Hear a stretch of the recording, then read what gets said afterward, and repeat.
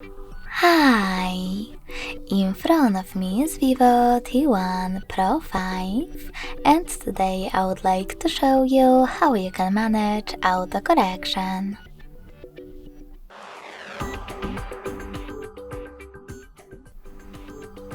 First of all, you need to access your device's keyboard and click on this gear between three dots and clipboard.